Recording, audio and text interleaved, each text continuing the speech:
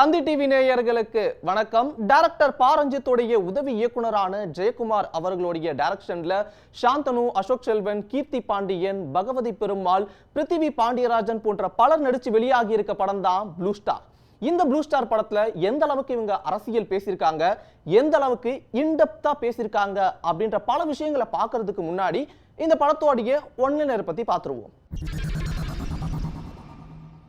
அரக்கோணம் ஏரியால இருக்க ஒரு கிரவுண்ட்ல அப்படி நம்ம ட்ரெய்லர் பார்க்கும்போதே தெரிஞ்சிருக்கும். ரஞ்சிதா வர அசோக் செல்வன் ஒரு டீமும், ராஜேஷா வர சாந்தனு ஒரு டீமும் வராங்க. இவங்க ரெண்டு பேருக்குள்ள மேல கீழே அப்படின்ற ஒரு பாகுபாடு இருக்கு.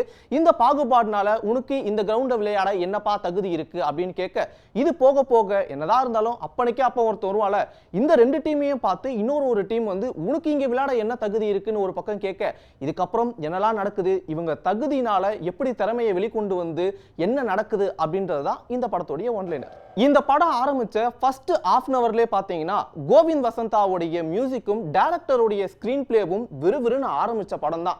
அதுக்கப்புறம் சாந்தனுடைய ஆக்டிங் ஒரு பக்கமும், இன்னொரு பக்கம் அசோக் செல்வன் என்னங்க பயங்கர ஒரு ஃபயரா நடிச்சிருந்தாரு. ரொம்ப யதார்த்தமான ஒரு நடிப்புனால ரொம்ப எங்கேஜா படத்தை வந்து கொண்டு போனாங்க. இதை தாண்டி இன்டர்வல் பிளாக்ல ஒரு சரியான ஒரு ஃபேஸ் ஆஃப் இருந்தது. அதுக்கப்புறம் கிளைமேக்ஸ்ல இப்படிதான் நடக்க போகுதுன்னு நமக்கு தெரிஞ்சிருக்கும். பட் இருந்தாலும் அதையும் கொஞ்சம் மாத்தி கொஞ்சம் வித்தியாசமா காமிச்சிருந்ததெல்லாம் பார்க்கவே என்னடா ரைட்டிங் ஒர்க் இவ்வளோ சூப்பரா பண்ணியிருக்கீங்களே அப்படின்ற அளவுக்கு இருந்தது.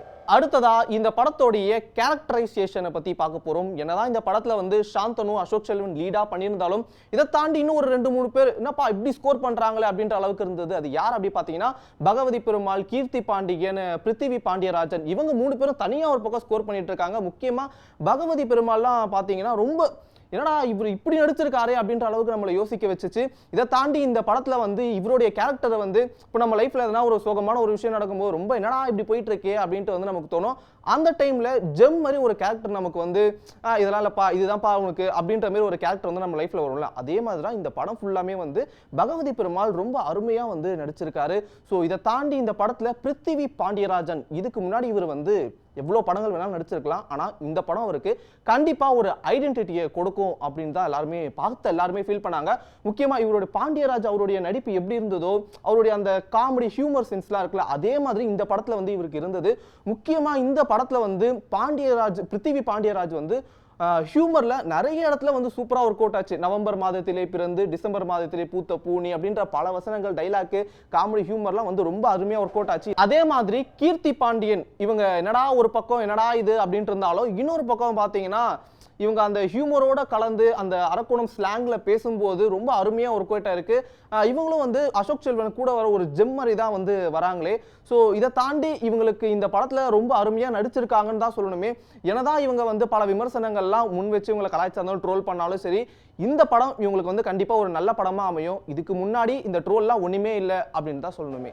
ரொம்ப இம்பார்ட்டண்டா மற்ற ஆர்டிஸ்டும், சினிமாட்டோகிராஃபர், எடிட்டர், இந்த மாதிரி எல்லாருமே சேர்ந்து பண்ண டீம் ஒர்க் இன்னைக்கு மக்கள் வந்து கொண்டாடக்கூடிய ஒரு படமா வந்து இந்த படம் அமைய போகுது. 2023 லியோ, துணிவு, ஜெயிலர் இந்த மாதிரி பல படங்கள் வந்தாலும் ஆனா ஃபீல் குட் மூவி இந்த படம் தான்டா வந்து சூப்பரா இருந்தது அப்படின்னு சொல்ல மூவி இந்த டாடா, இருகப்பற்று, போர் தொழில் போன்ற மூவிகள்லாம் பாத்தீங்கன்னா ஏன் இந்த படம் தான் வந்து தமிழ் சினிமாவே போன வருஷம் காப்பாத்துச்சுன்னு கூட சொல்லலாம். அந்த அளவுக்கு வந்து இந்த படம்லாம் வந்து இன்னி வரைக்கும் ஒரு பேசப்பட்டு இருக்க ஒரு படம். அதே மாதிரி 2024 ஒரு ஃபீல் குட் மூவி, ஏன் ஒன் ஆஃப் த பெஸ்ட் மூவின்னு கூட இதை சொல்லலாம். அந்த அளவுக்கு ப்ளூ ஸ்டார் படம் வந்து ரொம்ப அருமையா வந்து ரைட்டிங் ஒர்க்லயும் சரி, ஸ்கிரீன் பிளேலயும் சரி எல்லாமே ரொம்ப சூப்பரா கொடுத்திருக்காங்க. இந்த படம் இப்போ அரசியல் பேசியிருக்கா, அரசியல் எந்த அளவுக்கு இன்டெப்தா பேசியிருக்காங்க அப்படின்ட்டு பல பேருக்கு பல கேள்வி இருக்கும். கண்டிப்பா இந்த படத்துல வந்து அரசியல் பேசியிருக்காங்க, மேலோட்டமா பேசியிருக்காங்க. இப்போ இன்டெப்தா போகாம இப்போ இந்த கேஸ்ட்ன்றதை மென்ஷன் பண்ணாம, ஏன்னா ரைட்டிங் ஒர்க்லேயே தெரியும் இந்த கேஸ்ட் மென்ஷன் பண்ணா அங்க இருந்து ஒரு ப்ராப்ளம் வரும், இந்த கேஸ்ட் வந்து மென்ஷன் பண்ணா அங்க இருந்து ஒரு ப்ராப்ளம் வரும் தெரிஞ்சதால இவங்க வந்து எல்லாமே ஒரு மேலோட்டமாவே சொல்லியிருக்காங்க.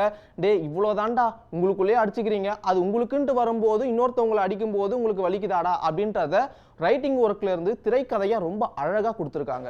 இதெல்லாம் தாண்டி இந்த படத்துல வந்து இவ்வளவு நல்ல விஷயங்கள் இருக்கு, இந்த படத்துல வந்து லேக் அந்த மாதிரியான விஷயங்கள்லாம் இல்லையா அப்படின்னு கேட்டீங்கன்னா கண்டிப்பா லேக்னு சொல்ல முடியாது. இந்த விஷயங்கள்லாம் வந்து கொஞ்சம் நோட் பண்ண மாதிரி இருந்தது. எப்படின்னா அசோக் செல்வனோட கீர்த்தி பாண்டியன் அவங்க வந்து சேர்ந்தாங்களா இல்லையா, அதே மாதிரி வந்து ஸ்டார்டிங்ல சாந்தனு வந்து போலிங் போடும்போது பேட்டே உடஞ்சிடும். பட் ஆனா போக போக இந்த வெயிட்டேஜ் வந்து இல்லையோ கொஞ்சம் கம்மியாயிருச்சோ அப்படின்ற அளவுக்கு ஃபீல் பண்ண வச்சது. எனிவே இந்த படம் எப்படின்னு ஒரு வார்த்தையில சொல்லணும் அப்படின்னா காலு மேல காலை போடு ராவண குலமே. ஸோ இதே மாதிரி வேற ஒரு மூவி ரிவ்யூல உங்களுக்கு சந்திக்கிறேன். Till then, bye from Vignesh Vicky. செய்திகளை உடனுக்குடன் தெரிந்து கொள்ள உடனே சப்ஸ்கிரைப் பண்ணுங்க.